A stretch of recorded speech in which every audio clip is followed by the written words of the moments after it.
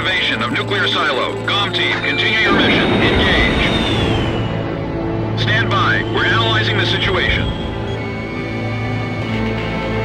Here comes the snow. Shoot down the enemy. I'll run a plane analysis and fill you in ASAP.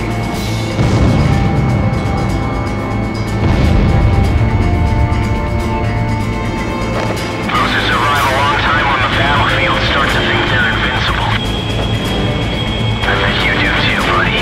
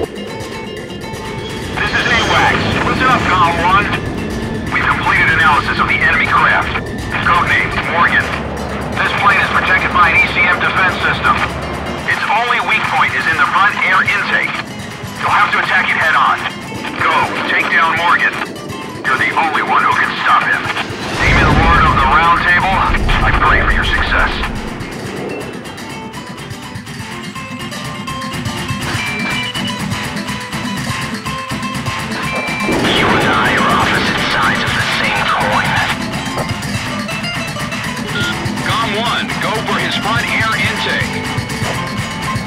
When we face each other, we can finally see our true selves. There may be a resemblance, but we never face the same direction.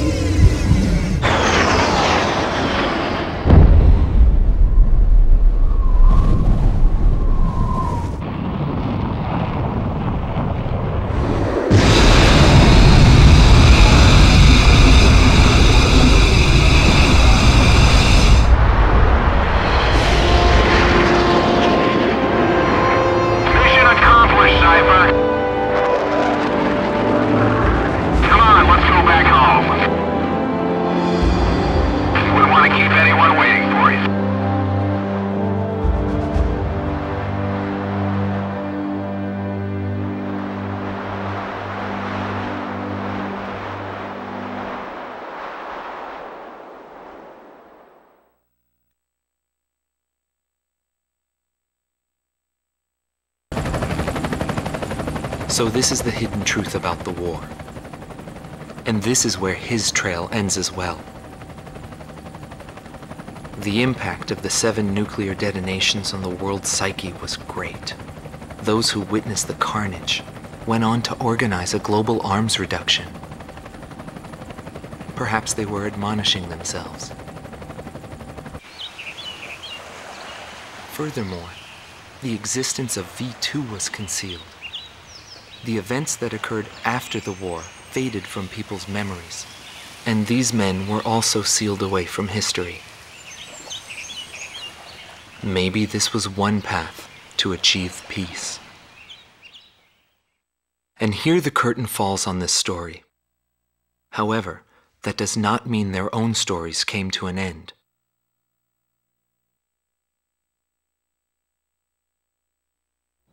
I fly under the code of knighthood. It's no surprise, since we soldiers are the descendants of the Belgian knights. We protect the meek and give our lives for honor, but that does not mean that we are generous, since generosity will cost us our lives. If the pilot survived to the end of the war, he must have carried out these rules. I bailed out and landed here. The captain was gone. I've lived a comfortable life since then, and I probably have him to thank for that.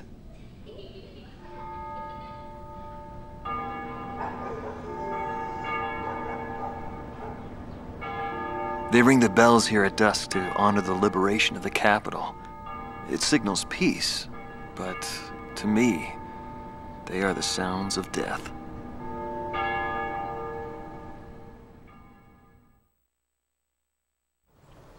Hatred cannot be the only motivation for war.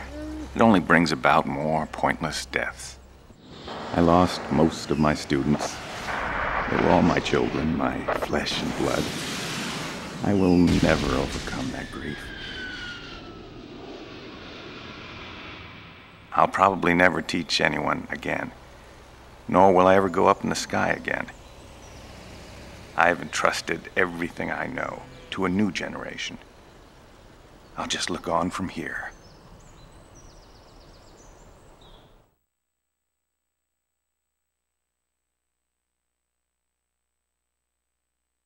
Marcela Vasquez, the Espada team's number 2 and former member of the Sapan Air Force, 9th Air and Land Division, 11th Tactical Fighter Squadron. She is thought to be a survivor of the coup d'etat squadron. She currently earns a living as a dancer. If the Demon Lord hadn't appeared, our lives might have been different. For me, it wasn't about flying or ideals. Most of all, it was about him, my flight lead. Our mission was to escort the heavy command cruiser that was to act as transportation for the organization. And the Demon Lord appeared, as if to block our path.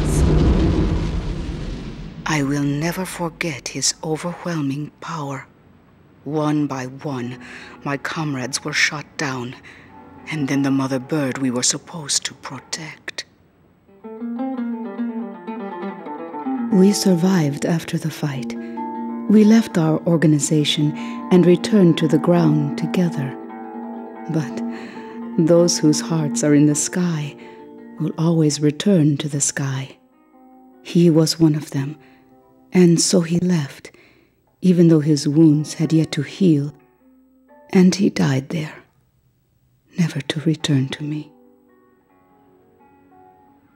But I don't blame anyone. The regret and suffering that remained after that battle were also what he had given me. They're among the precious few things he left behind.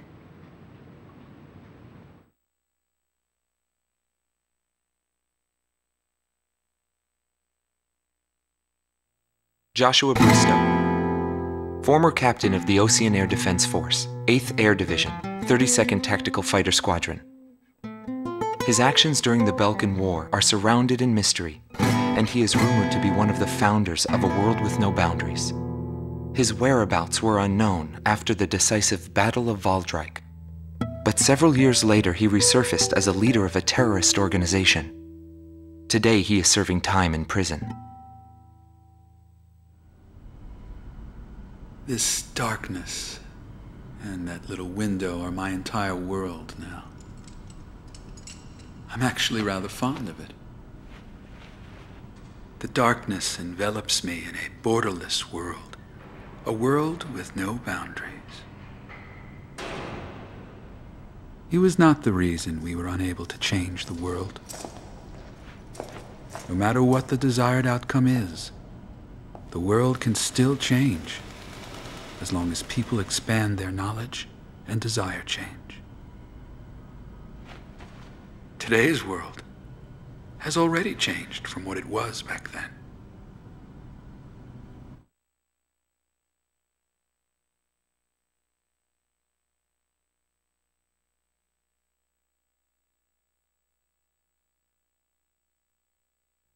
Larry Falk, also known as Solo Wing Pixie.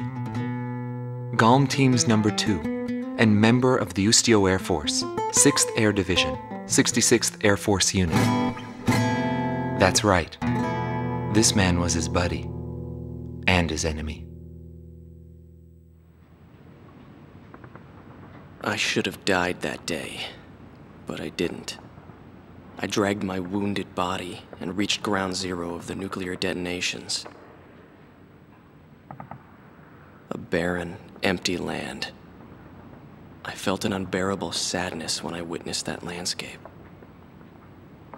There were still people living there. they were the ones that saved me.